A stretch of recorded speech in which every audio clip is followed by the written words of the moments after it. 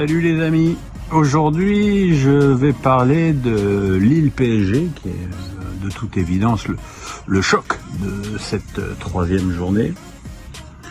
Et c'est un peu triste, mais c'est vrai que finalement sur ce match-là, on va assez peu s'intéresser à Lille.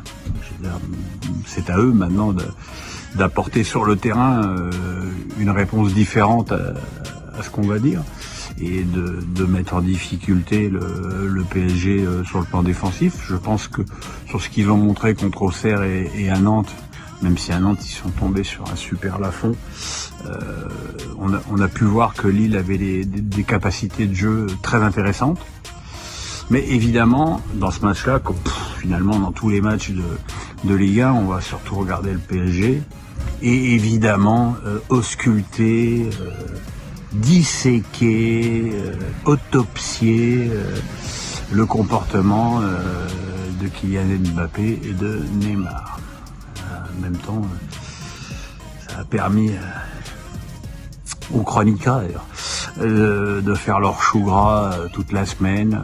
J'ai entendu des conneries, des calomnies, comme quoi Mbappé voulait que Neymar parte. Donc c'est-à-dire qu'on sous-entend que Mbappé est un crétin qui ne connaît pas le marché, le salaire d'Mbappé et le fait qu'il n'y ait pas un club au monde capable de se le payer.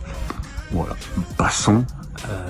En tout cas, ce qui est sûr, c'est qu'Mbappé ne peut pas se montrer déçu que Neymar soit toujours au PSG, d'autant plus qu'on parle quand même du joueur qui lui a fait le plus de passes décisives depuis qu'il est au club.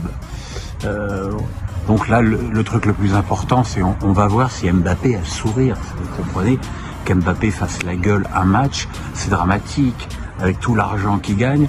Le mec n'a pas le droit d'être perturbé, triste, contrarié, ça n'existe pas. Quand t'es riche, t'es forcément gai et de bonne humeur. Voilà.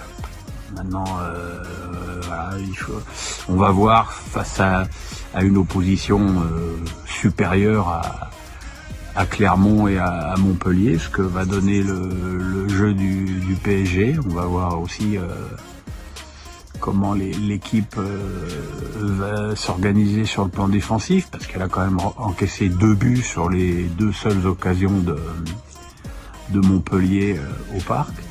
Voilà, c'est des tas de sujets passionnants, mais enfin en termes de pronos, je me vois pas miser autre chose qu'une victoire du PSG. Voilà.